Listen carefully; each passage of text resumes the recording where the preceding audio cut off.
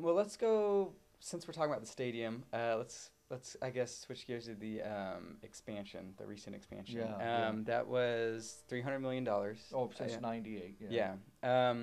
And I've read in one of your pieces that there was some sacrifices, like some direct sacrifices as a result of that decision for the academics at the Yeah, university. yeah. A laboratory wasn't built. And there was an issue of expanding Royal Memorial once again. A scientist wrote me and said, "Look, I was hired here during the first expansion program around Hmm. '98." And they gave me all this pitch and bring me to campus, and they're going to build a laboratory for me for my specific kind of research, which needs a specific kind of Mm. laboratory. Well, the first year it wasn't there, and I was makeshift in another laboratory, which had safety violations, therefore, and just it was very hard to have the students working under conditions that Yeah. weren't suitable. And then the second year, and then the third year. And he said, finally, after the third year, I just simply said, look, if I don't have a laboratory, I'm going elsewhere. So they called all the principals together, and he said the first thing out of the mouths of the architects and people like that on the university staff was, well, we've been preoccupied with the stadium. Hmm. And he probably, and then there was the fact that, they have taken over the footprint of that side of campus. Hmm. And I guess I want to move on to something that we might not have touched on. It came up, I guess, in December, the issue of Mac Brown's salary. Oh, yeah. And I know you've written on that before. And I think you noted in one of your pieces that some people had the argument that he was entitled because of the specific increase in football revenue Yeah, yeah. since he's come on board. That's But right, that's right. you had Yeah, well, I just went out and said, okay, let's look at this argument, in its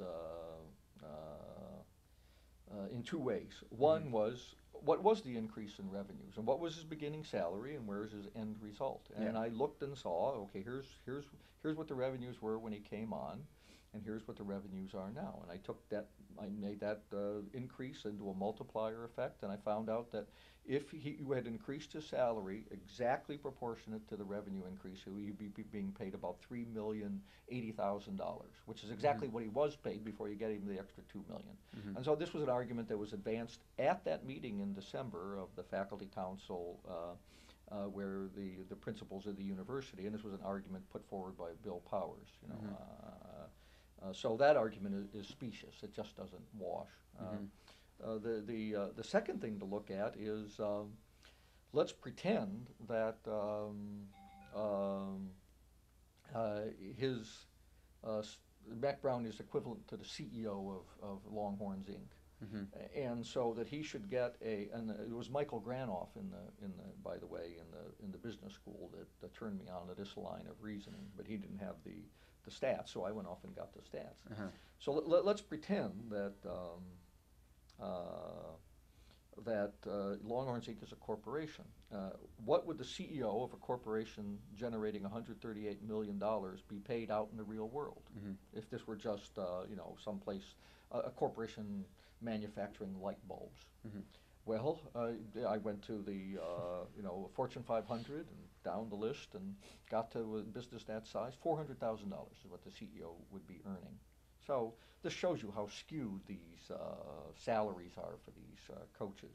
Mhm. So then I said, well, I mean we can stop there. But I also said, what would be the equivalent of somebody making $5 million over in the business world? What type of company? Yeah. And it was the chief financial officer of Time Warner, Okay. which has billions of dollars of Right. revenue. So either way you look at it, what CEO or CFO makes the equivalent of what he makes now, or what would he be entitled to on the basis of the income generated by his business?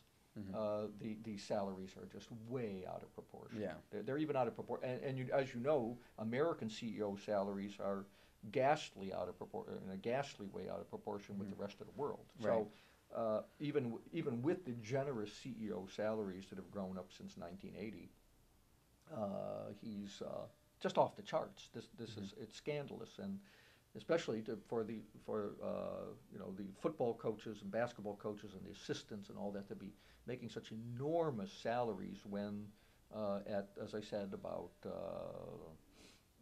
anywhere between 90 and 95 of the 119 largest, Division I schools.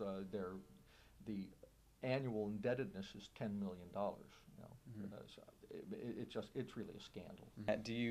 Are you hopeful that maybe they can rein in some of these high salaries? I mean, even with, I'm not hopeful. Look, you may have read my piece in the Texas Observer called, they called the Golden Football, the recent Texas Observer. It's available online. Just look up Golden Football Palaima.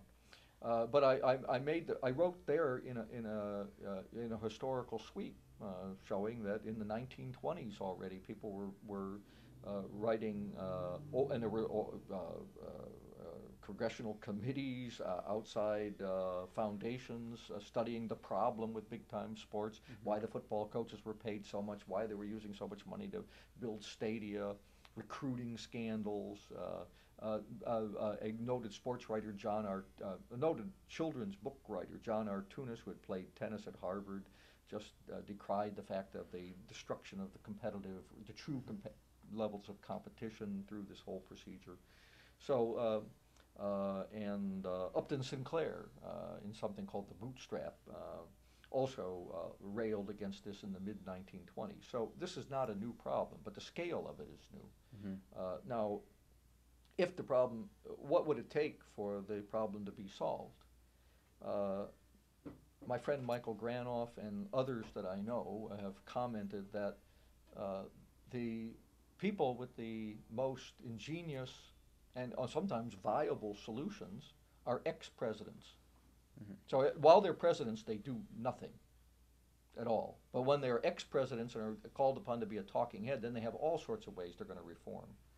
And one of the problems is, as John Artunis wrote in the 1920s, the problem is that presidents are appointed by regents or boards of trustees, and people just love to go and come and see the alma mater play football, or have these entertainment extravaganzas. That's what's going on in Darrell K. Royal. The university could field a team of athletes who have SAT scores of the student body average, somewhere around 1250. They could do that, but nobody would pay to see it because the level of athletic performance just wouldn't be there. So I really don't think there's going to be. I write about this. I think it's worthwhile to put this out in the open. But as one person said to me at a meeting at Columbia University for journalists of the issues involved in big-time athletics at the collegiate level, UT has gone from a president who did not like sports, and that was Bob Berdahl, who went off to Berkeley, and then we had a president who sort of got along with athletics, and that was Larry Faulkner, and then Bill Powers. I mean, again, this is just his personal taste. He likes athletics.